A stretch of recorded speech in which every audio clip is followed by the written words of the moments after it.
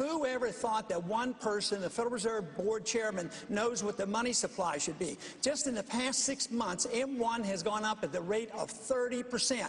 That spells inflation, that spells lower standard of living and higher prices, and watch out, they're coming.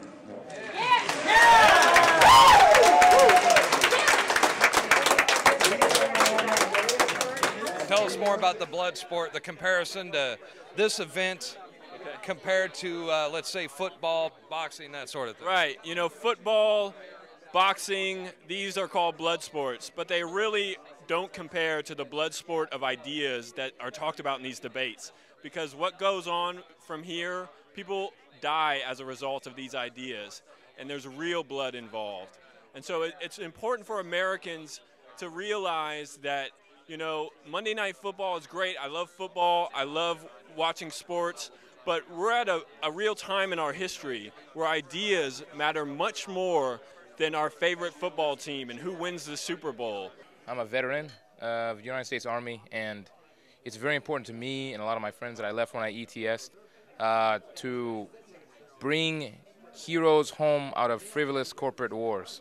The fact that my friends and my friends' brothers and my neighbors' brothers and daughters are dying for corporate greed that doesn't even trickle down to our defense and only makes us more unstable financially and physically, it's abhorrent.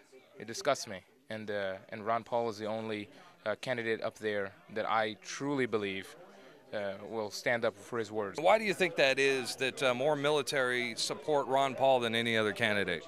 Before I say anything, I'd like to say that my views do not represent the views of the Army Department of Defense, but it's because a lot of us would like to see the war ended. That is the reason. He gets not only more support from all the Republican presidential candidates combined, but more than the current president combined, all of them. So every veteran I talk to, they're all behind Ron Paul. They will be going into Iran in the fall of 2012, right? Well, they're not giving play to the fact that we've already touched down in Uganda.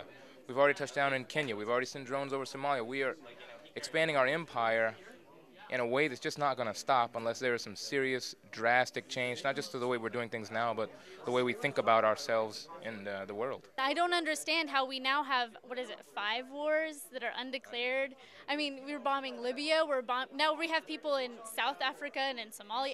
I don't understand why people think it's suddenly okay to kill people just because their guy is in office. In my heart, I truly believe that Ron Paul is the last chance this country has.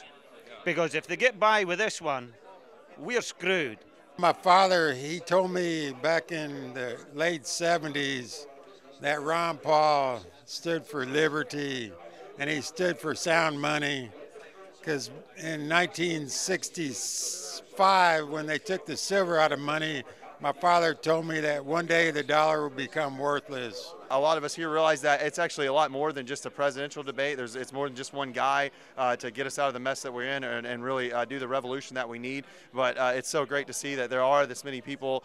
You know, I don't see a bookstore that's here for Romney or any of the other presidential candidates. I see this all for someone who actually cares about the people and is addressing issues that are really prevalent, like in the Fed, ending all wars, stopping the big government and the harassment of our people. And that's something that's really exciting. Do you think Ron Paul's he responded to some of the student loan questions? Did you like his response on those issues? Oh, I loved his response, and I think the government should be completely out of a student loan business. What they do whenever they get involved, they raise the price. Because if you say you're going to supply the money there no matter what, you increase the demand, so the price is going to go up.